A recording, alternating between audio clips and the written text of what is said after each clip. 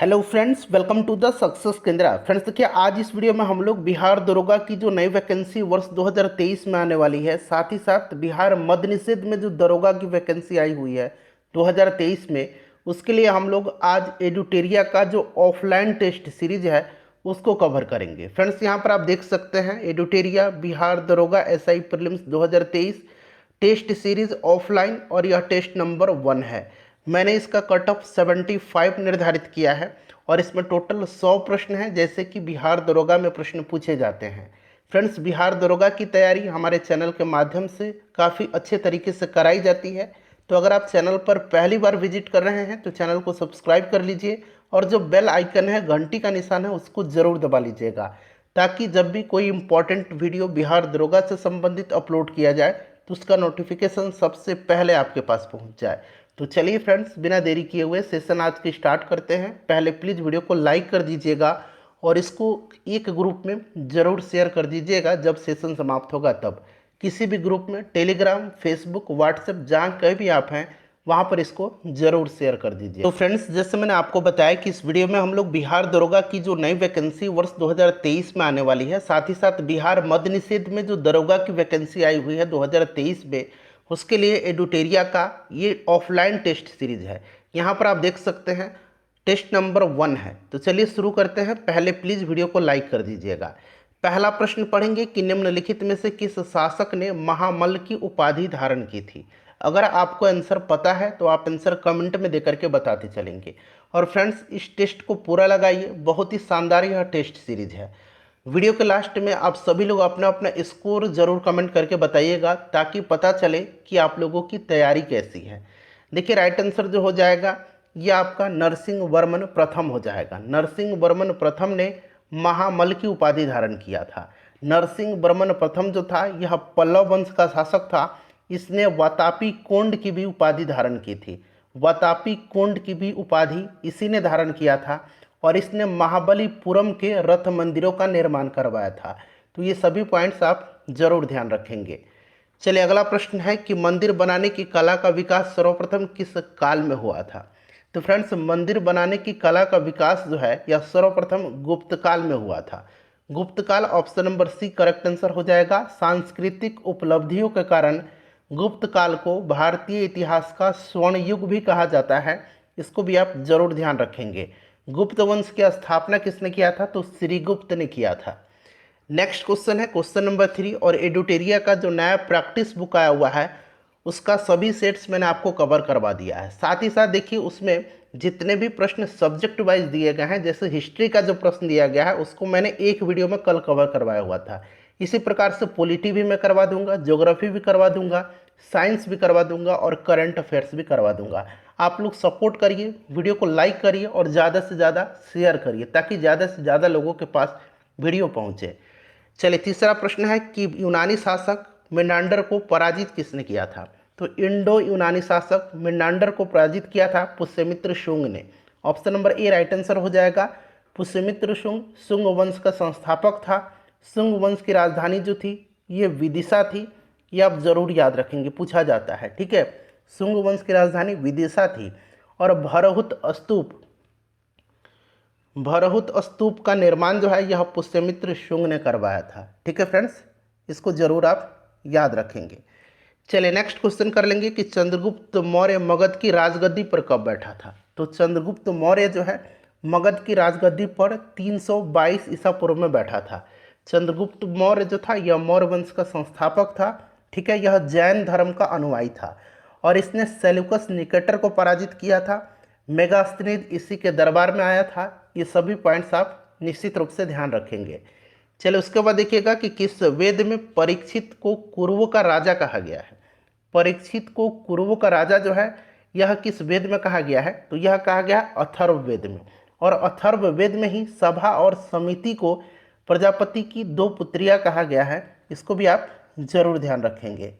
चलिए, अगला प्रश्न है हमारा कि मोहम्मद बिन तुगलक ने, देखिए एडुटेरिया का यह टेस्ट सीरीज है, मोहम्मद बिन तुगलक ने किसे दिल्ली का काजी नियुक्त किया था।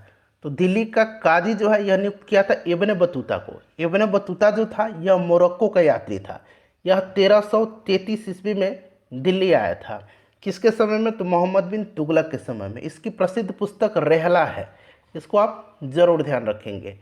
चलिए क्वेश्चन नंबर 7 कर लेंगे। क्वेश्चन नंबर 7 है कि दिए गए प्रश्न में कौन सा सही सुमेलित नहीं है। देखिए नहीं पूछा गया है, एक तरफ विभाग है और दूसरे तरफ उसके संस्थापक जो शासक हैं उनका नाम दिया गया है, और ये दिल्ली सल्तनत से संबंधित है। दीवाने खैरात की स्थापना जो है किसने करवाया था? तो फिरोज शाह तुगलक ने। दीवाने अर्ज यह एक सैन्य विभाग था, इसकी स्थापना बलबन ने करवाया था। दीवाने खैरात दान विभाग था। दीवाने कोही जो था यह कृषि विभाग था, इसकी स्थापना मोहम्मद बिन तुगलक ने करवाया था। दीवाने मुस्तकरात जो था फ्रेंड्स, यह एक वित्त विभाग था, इसकी स्थापना अलाउद्दीन खिलजी ने करवाया था। तो यहाँ फिरोज शाह तुगलक दिया गया, यही गलत है, ऑप्शन नंबर डी। अगला प्रश्न है कि अकबर ने किस वर्ष स्वयं को हरमदल से मुक्त किया था? तो इसने स्वयं को हरमदल से मुक्त कब किया था? और फ्रेंड्स मैं आपको बता दूं कि बिहार दरोगा में पिछले वर्ष जो पीटी एग्जाम हुआ था 2213 पदों का, वहां तक जितने भी प्रश्न पूछे गए हैं बिहार दरोगा में, उन सभी प्रश्नों को मैंने सब्जेक्ट वाइज कवर कराया हुआ है। हिस्ट्री का अलग, पॉलिटी का अलग, ज्योग्राफी का अलग, साइंस का अलग, यहाँ तक कि विविध मिसलेनियस का भी वीडियो मैंने कवर करा दिया है। उन सभी का लिंक डिस्क्रिप्शन में आपको मिल जाएगा, या फिर आप चैनल पर चले जाइए, प्लेलिस्ट मैंने बना दिया है बिहार दरोगा 2023 के नाम से, उन सभी वीडियोज़ को देख लीजिएगा। जल्दी से आपका रिवीजन हो जाएगा सारा प्रीवियस ईयर सब्जेक्ट वाइज। तो स्वयं को हरमदल से अकबर ने मुक्त कब किया था? तो 1562 में। 1562 में ही इसने दास प्रथा का अंत किया था। 1563 में 1563 में फ्रेंड्स इसने जो है तीर्थ यात्रा कर को समाप्त किया था। 1564 में जजिया कर को समाप्त किया था। 1579 में इसने मजहर की घोषणा किया था। मजहर की घोषणा ये पूछा जाता है कि अकबर ने कब किया था? 1579 में। चलिए किसके शासनकाल में बंगाल को भारत का स्वर्ग कहा जाता था? तो फ्रेंड्स यह था अलीवर्दी खां। अलीवर्दी खां जो था इसने अपने शासनकाल में मुगलों को राजस्व देना बंद कर दिया। इसके शासनकाल में बंगाल इतना समृद्ध बन गया कि बंगाल को भारत का स्वर्ग कहा जाने लगा। इसी का उत्तराधिकारी हुआ था सिराजुद्दौला। ठीक है, तो ऑप्शन नंबर सी हो जाएगा अलीवर्दी खां। उसके बाद देखिए किस गवर्नर जनरल के शासनकाल में राजकोषीय कोषागार को मुर्शिदाबाद से कलकत्ता स्थानांतरित किया गया था? ये किस गवर्नर जनरल के शासनकाल में किया गया था? तो ये किया गया था वारेन हेस्टिंग्स के शासनकाल में। क्लियर है? चलिए उसके बाद देखिएगा कि बंगाल विभाजन प्रभावी यानी कि लागू कब हुआ था? देखिए बंगाल विभाजन लॉर्ड कर्जन ने किया था। बंगाल विभाजन का जो निर्णय है इसकी घोषणा 20 जुलाई 1905 को की गई थी। ठीक है, और यह प्रभावी कब हुआ था? तो 16 अक्टूबर 1905 से। चलिए किसी भी प्रश्न में मुझसे गलती हो जाती है, हो सकता है गलती हो जाए, मैं भी इंसान हूं, तो आप प्रश्न संख्या लिख करके कमेंट करेंगे। देखिए भूमिज विद्रोह का संबंध किस राज्य से था? तो यहाँ पर देखिए झारखंड दिया गया, इसीलिए राइट आंसर इसका झारखंड होगा। किसने कहा था कि कांग्रेस के लोग पदों के भूखे राजनीतिज्ञ हैं? तो फ्रेंड्स ये किसने कहा था? ये बंकिम चंद्र चटर्जी जी ने कहा था। अगला प्रश्न है कि जालियांवाला बाग जांच से संबंधित हंटर कमेटी की रिपोर्ट को प्रकाशित की गई थी। जालियांवाला बाग हत्याकांड हुआ था कब? तो याद रखेंगे 13 अप्रैल 1919 को।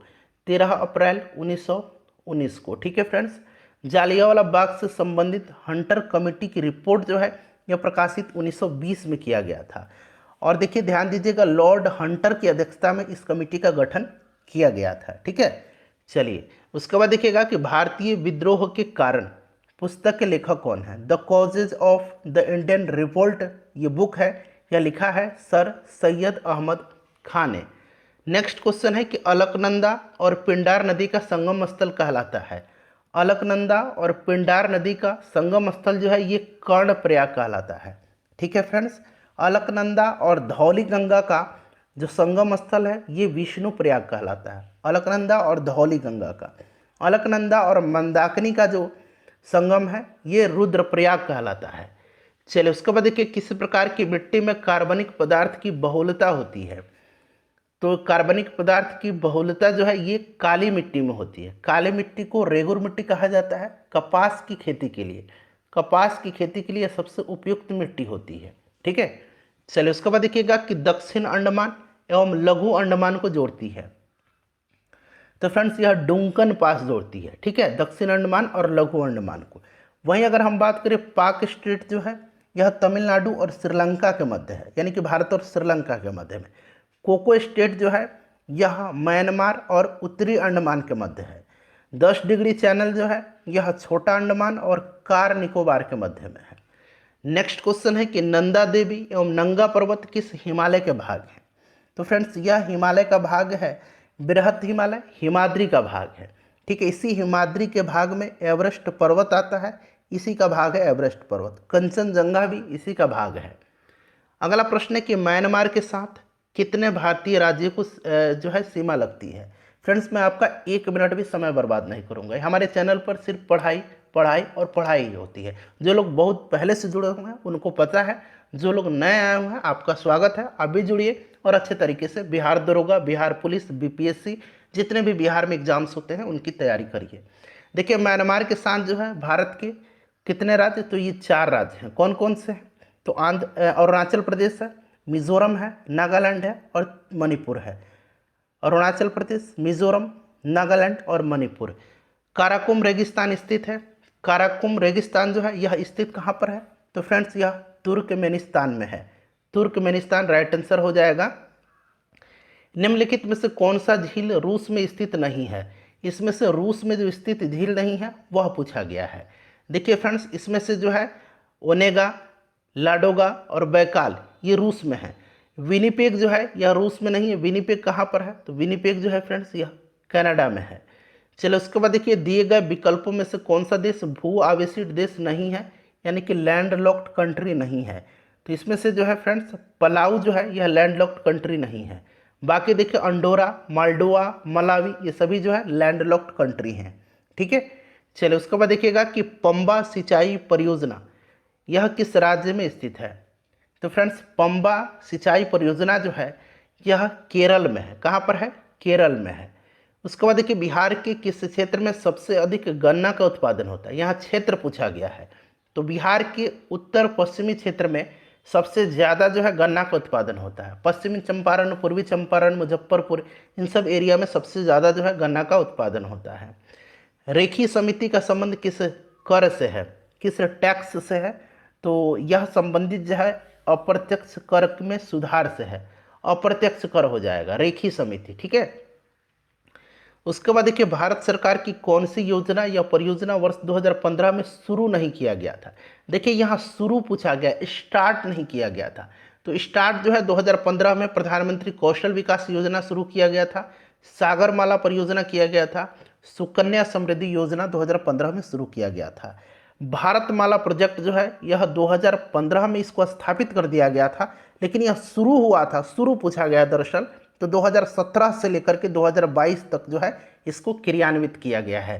तो ये 2015 नहीं 2017 में इसे शुरू किया गया था। नेक्स्ट क्वेश्चन है कि किस पंचवर्षीय योजना के अंतर्गत राउरकेला इस्पात संयंत्र को स्थापित किया गया था? राउरकेला, दुर्गापुर, भिलाई इस्पात कारखाना जो है यह दूसरे पंचवर्षीय योजना में स्थापित किए गए थे। दूसरा पंचवर्षीय योजना पीसी महालनोबिस मॉडल पर आधारित था, इसको भी आप जरूर ध्यान रखेंगे। चलो उसके बाद देखिएगा कि अर्थव्यवस्था की दृष्टिकोण से शिक्षा किस क्षेत्र में आता है? तो शिक्षा जो होता है यह तृतीय क्षेत्र में आता है। तृतीय राइट आंसर इसका हो जाएगा। वीडियो के लास्ट में अपना अपना स्कोर आप लोग बता के जाइएगा। देखिए आरबीआई द्वारा कमर्शियल बैंकों से जिस दर पर नगद राशि प्राप्त की जाती है उसको क्या कहते हैं? उसको रिवर्स रेपो रेट कहा जाता है। रिवर्स रेपो दर हो जाएगा। संविधान की किस अनुसूची में कर एवं शुल्क लगाने का प्रावधान है? तो कर एवं शुल्क जो है यह 7वीं अनुसूची में है। 7वीं अनुसूची में। ठीक है, 7वीं अनुसूची में संघ सूची, राज्य सूची, समवर्ती सूची आपने पढ़ा होगा। चलिए उसके बाद देखिएगा कि भारतीय संविधान के अंतर्गत लोकतंत्र के आदर्शों को हम कहाँ देखते हैं? तो हमारा जो संविधान है इसमें लोकतंत्र के आदर्श जो है ये प्रस्तावना में है, प्रियम्बल में है। नेक्स्ट क्वेश्चन है कि किस मौलिक अधिकार का लक्ष्य सामाजिक भेदभाव का उन्मूलन करना है? सामाजिक भेदभाव का उन्मूलन जो है यह करना है समानता का अधिकार में। समानता का अधिकार राइट आंसर इसका हो जाएगा। ठीक है, समानता का अधिकार।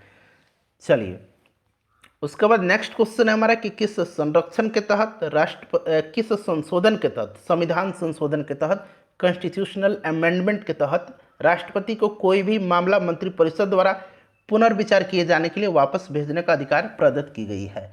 तो यह संविधान संशोधन जो है यह आपका 44वां संविधान संशोधन है जो कि 1978 में हुआ था। ठीक है, चलिए यहाँ ध्यान दीजिएगा, 42वां संविधान संशोधन जो है ये 1976 में हुआ था और इसको मिनी कॉन्स्टिट्यूशन यानी कि लघु संविधान कहा जाता है। प्रश्न पूछा जाता है कि लघु संविधान जो है किस संविधान संशोधन को कहा जाता है, तो आपको याद रखना है 42वां संविधान संशोधन। चलिए, प्रथम स्पीकर कौन थे जिनके विरुद्ध लोकसभा में अविश्वास प्रस्ताव लाया गया था? तो फ्रेंड्स यह जीबी मावलंकर थे। कौन थे? जीबी मावलंकर थे। चलिए, उसके बाद नेक्स्ट क्वेश्चन है कि सूचना के अधिकार अधिनियम को राष्ट्रपति द्वारा कब स्वीकृति प्रदान की गई थी? राष्ट्रपति के द्वारा स्वीकृति जो है यह प्रदान कर दी गई थी 15 जून 2005 को, 15 जून 2005 को, और यह लागू हुआ था 12 अक्टूबर 2005 से, 12 अक्टूबर 2005 से सूचना का अधिकार। ठीक है, बिहार में पंचायत स्तर पर राज्य सरकार का प्रतिनिधित्व कौन करता है? तो पंचायत स्तर पर बिहार में राज्य सरकार का प्रतिनिधित्व जो है यह पंचायत सचिव करता है। उपरोक्त कथन में से कौन सा सही है? यहाँ पर सही कौन सा है? और यहाँ पर देखिए कूट का में से चुन करके राइट आंसर चुनना है। देखिए संसद, यहाँ कथन दिया गया है और यहाँ पर भी कथन बी दिया गया, कथन ए और कथन बी। संसद तथा राज्य विधानमंडल के स्वतंत्र तथा निष्पक्ष चुनाव की शक्तियाँ एक स्वतंत्र इकाई अर्थात निर्वाचन आयोग को दी गई है। बिल्कुल सही है, निर्वाचन आयुक्त को पद से हटाने का अधिकार राष्ट्रपति के पास है। क्लियर है, मुख्य चुनाव की सिफारिश पर निर्वाचन आयुक्त को हटाने का अधिकार राष्ट्रपति के पास है। तो ए और बी जो है दोनों सही है, परंतु बी सही स्पष्टीकरण नहीं है ए का।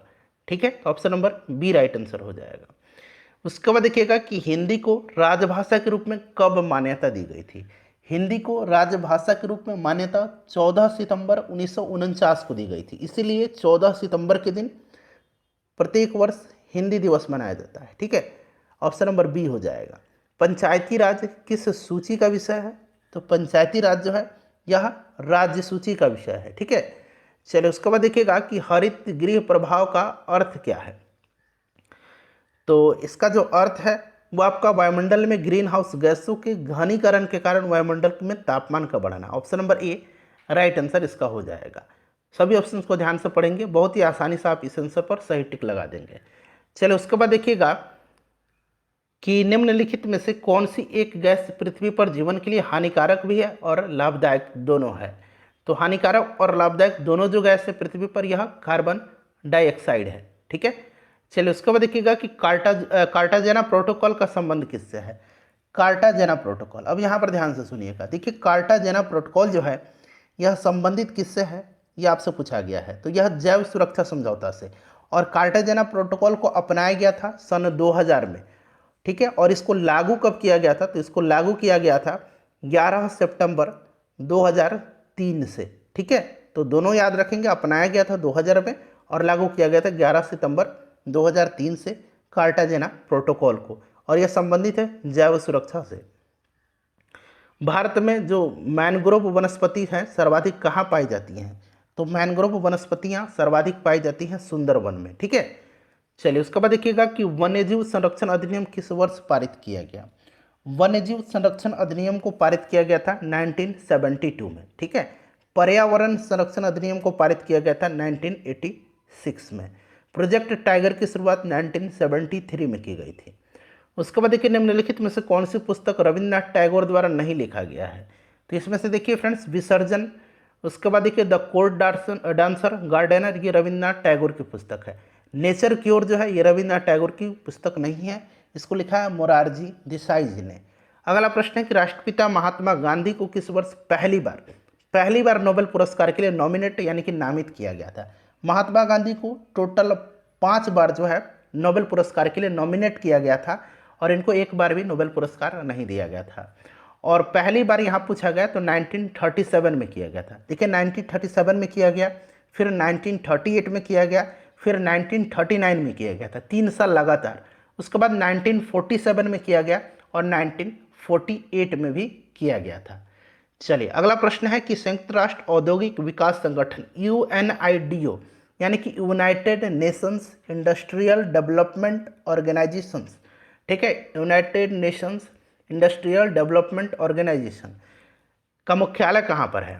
सबसे पहले बात करें, इसकी स्थापना 1966 में हुई थी। इसका हेडक्वार्टर जो है फ्रेंड्स यहाँ वियना में है। ठीक है, उसके बाद देखिए चंद्रमा तल पर सफलतापूर्वक उतरने वाला पहला अंतरिक्ष यान कौन सा था। तो चंद्रमा के तल पर सफलतापूर्वक उतरने वाला जो पहला अंतरिक्ष यान था यह लूना 9 था।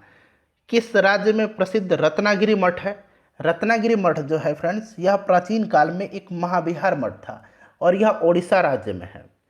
उसके बाद देखिएगा कि एक संतुलित रासायनिक समीकरण किस सिद्धांत पर आधारित होता है। संतुलित पूछा गया है, तो एक संतुलित रासायनिक समीकरण जो है यह द्रव्यमान संरक्षण के नियम और डाल्टन के परमाणु सिद्धांत पर आधारित होता है। यहाँ पर देखिए द्रव्यमान संरक्षण नियम राइट आंसर हो जाएगा। नेक्स्ट क्वेश्चन है कि निम्नलिखित में से कौन सा एक दुर्बल यानी कि वीक अम्ल है, वीक एसिड है। तो इसमें से अगर बात करें तो CH3COOH यानी कि एसेटिक एसिड जो है यह एक वीक एसिड है। निम्नलिखित में से कौन सा क्लोरोफिल का घटक नहीं है। क्लोरोफिल का घटक नहीं है, अगर आपसे पूछा जाए कि क्लोरोफिल का सबसे प्राथमिक घटक कौन सा है तो मैग्नीशियम है। इसमें से आपका कैल्शियम जो है क्लोरोफिल का घटक नहीं है, बाकी सारे कार्बन, मैग्नीशियम, हाइड्रोजन ये सभी जो है क्लोरोफिल के घटक हैं। कार्नेलाइट जो है यह किस धातु का अयस्क है। कार्नेटाइट जो है यह यूरेनियम का अयस्क है। चलो उसके बाद देखिएगा कि निम्नलिखित वाक्यों पर विचार करें और यहाँ से कौन सा कथन सही है चुन करके बताना है। तो देखिए क्लोरीन एवं ब्रोमीन हैलोजन वर्ग के तत्व हैं, सही है। गोल्ड तथा प्लैटिनम यह एक उत्कृष्ट धातु है, ये भी सही है। लेड ऑक्साइड को लिथार्ज कहा जाता है, ये भी सही है। यानी कि तीनों कथन सही है, पहला, दूसरा और तीसरा। तो यहाँ देखिए ऑप्शन नंबर डी में दिया गया है 1, 2 और 3। अगला प्रश्न है, और फ्रेंड्स प्लीज़ वीडियो पसंद आ रही हो तो इतना करिए कि एक लाइक ज़रूर कर दीजिएगा। एक लाइक आपका मुझे मोटिवेट करता है। देखिए क्वेश्चन नंबर 56 है, किसी विलयन में विलयन की कुल मात्रा तथा उसमें मिश्रित विलय की कुल मात्रा का अनुपात क्या कहलाता है। तो यह अनुपात जो है यह कहलाता है विलयन की सांद्रता। अगला प्रश्न है कि निम्नलिखित में से किसे लकड़ी के एल्कोहल के रूप में जाना जाता है, यानी कि इसको कास्ट एल्कोहल कहा जाता है। कास्ट एल्कोहल मेथिल अल्कोहल को कहा जाता है। और एक होता है अन्न अल्कोहल, अन्न अल्कोहल कहा जाता है आपका एथिल अल्कोहल को। मेथिल हो जाएगा लकड़ी के अल्कोहल यानी कि कास्ट अल्कोहल, और अन्न अल्कोहल कहा जाता है एथिल अल्कोहल को। चलिए उसके बाद देखिएगा कि पौधे के मूल जड़ द्वारा जल का अवशोषण किस क्रिया के द्वारा होता है। तो फ्रेंड्स यह होता है परासरण के द्वारा। उसके बाद देखिए निम्न में से कौन सा प्लास्टिड यानी कि लवक फूलों तथा बीजों को विभिन्न रंग प्रदान करता है। फूलों को और बीजों को विभिन्न रंग जो है यह प्रदान करता है क्रोमोप्लास्ट। कौन करता है तो क्रोमोप्लास्ट करता है। निम्न में से कौन सा एक फ्लोएम का भाग नहीं है। तो देखिए फ्रेंड्स इसमें से जो फ्लोएम का भाग नहीं है वो पूछा गया। तो चालनी नलिकाएं फ्लोएम का भाग है, सहकोशिकाएं भी फ्लोएम का ही भाग है, बाष्प तंतु भी फ्लोएम का भाग है। वाहिकाएं जो है ये नहीं है, वाहिकाएं जो है यह जाइलम का भाग है। यह किसका भाग है, यह जाइलम का भाग है। जाइलम जल का संवहन करता है और फ्लोएम भोज्य पदार्थ का। चलो उसके बाद देखिए जल संवहन नाल तंत्र यानी कि वाटर वास्कुलर सिस्टम की उपस्थिति किस संघ के जंतुओं का लक्षण है।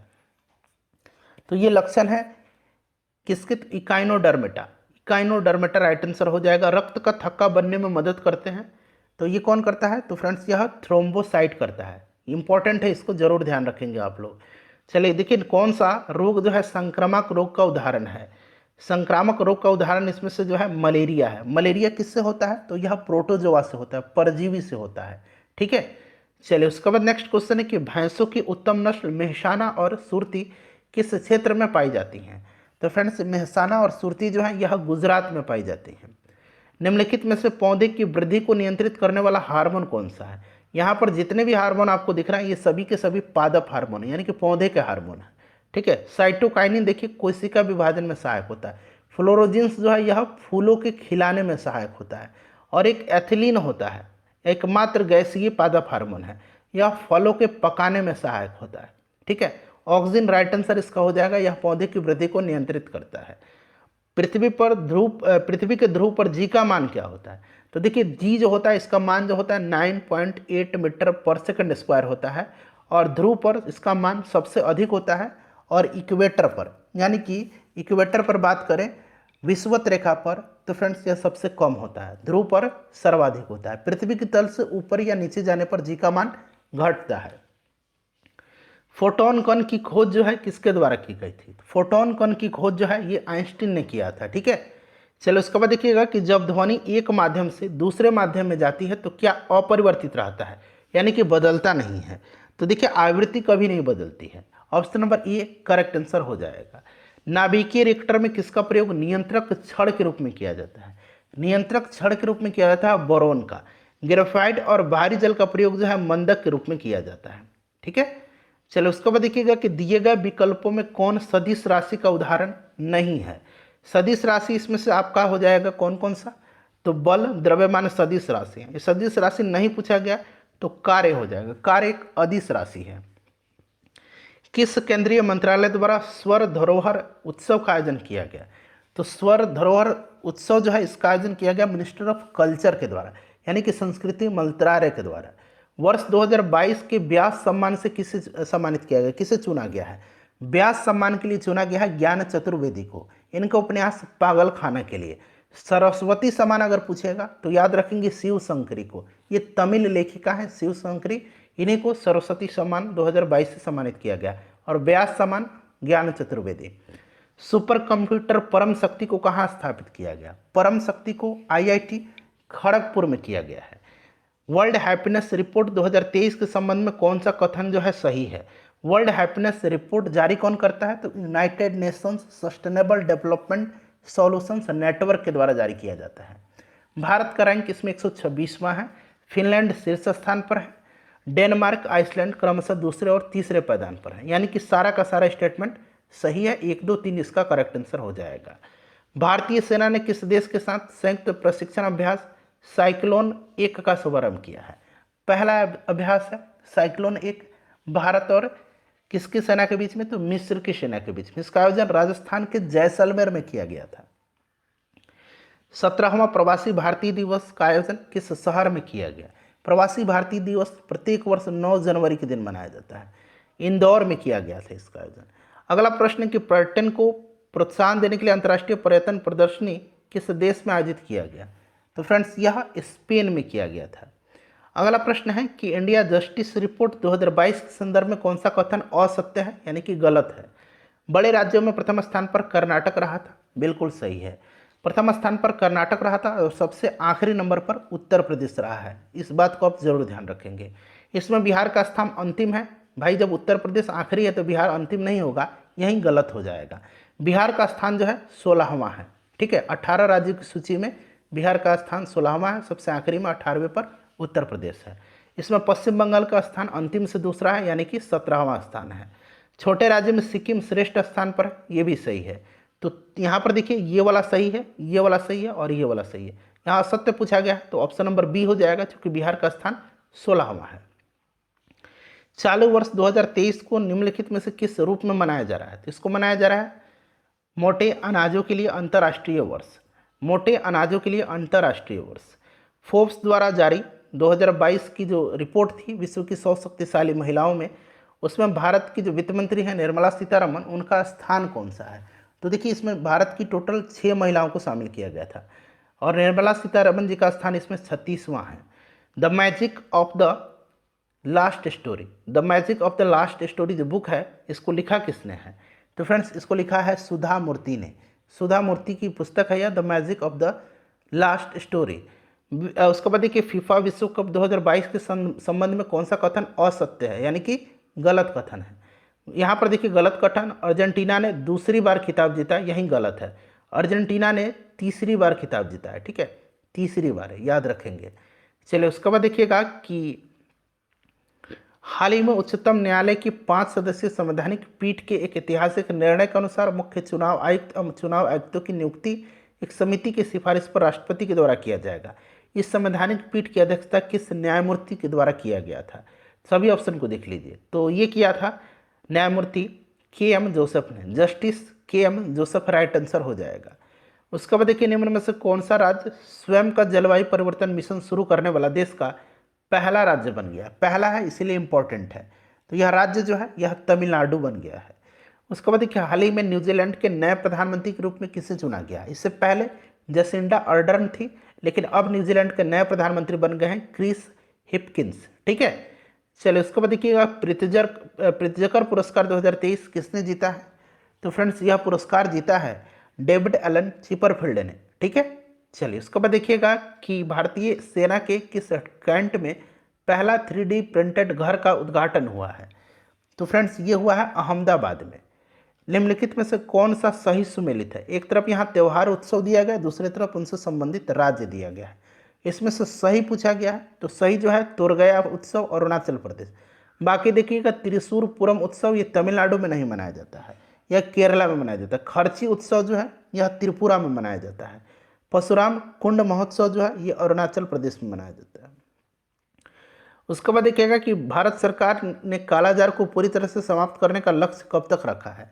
तो कालाजार को समाप्त करने का लक्ष्य 2023 तक रखा है। टीबी को समाप्त करने का लक्ष्य जो है ये रखा है 2025 तक। नेक्स्ट क्वेश्चन है, वर्तमान में भारतीय बीमा नियामक और विकास प्राधिकरण इरडई के IRDAI के अध्यक्ष कौन है? तो फ्रेंड्स यह देवाशीष पंडा है। उसके बाद देखिए विश्व कैंसर दिवस का थीम पूछा गया 2023 का। विश्व कैंसर दिवस प्रत्येक वर्ष 4 फरवरी के दिन मनाया जाता है। इसका थीम था close the care gap. Option number A right answer हो जाएगा। अर्जुन पुरस्कार 2022 के विजेता श्रीजा अकुला का संबंध किससे है? तो इनका संबंध जो है टेबल टेनिस से है। नेक्स्ट क्वेश्चन है कि 49वां G7 शिखर सम्मेलन 2023 का आयोजन किस देश में किया जाएगा? तो फ्रेंड्स ये जापान में किया जाएगा। ठीक है, अच्छा G20 का 2023 में आयोजन कहाँ होगा? आप जरा कमेंट करके मुझे इसका आंसर बताइएगा। चलो उसके बाद देखिएगा किस वर्ष 2023-24 के लिए प्राथमिक घाटा का अनुमान लगाया गया है? वित्त वर्ष 2023 के लिए प्राथमिक घाटा का अनुमान जो है ये लगाया गया। Option number B right answer हो जाएगा। चलिए उसके बाद नेक्स्ट क्वेश्चन है कि आर्थिक समीक्षा के अनुसार अप्रैल से सितंबर 2022 तक भारत में सर्वाधिक FDI निवेश करने वाला देश का सही क्रम। तो सबसे ज़्यादा सिंगापुर है, आपको पता है। Mauritius, UAE, option number D हो जाएगा। देखिए 96 से लेकर के 100 तक में मैथ रीजनिंग के प्रश्न, मैं फटाफट इनका आंसर बता देता हूँ, तब तक आप इन 95 प्रश्नों में से अपना स्कोर कमेंट कर दीजिए, वीडियो को लाइक कर दीजिए और इसको शेयर जरूर कर दीजिएगा। राइट आंसर इसका यहाँ पर देखेंगे 96 का तो 180 हो जाएगा। एक बार आप लोग खुद से इसको सॉल्व जरूर कर लीजिएगा। 97 का जो है ये 10 हो जाएगा। 98 का half A² plus B² plus AB हो जाएगा। 99 का देखिए 99 का जो है फ्रेंड्स ये आपका 238 हो जाएगा। और 100 का जो करेक्ट आंसर हो जाएगा ये आपका 6 और 8 हो जाएगा।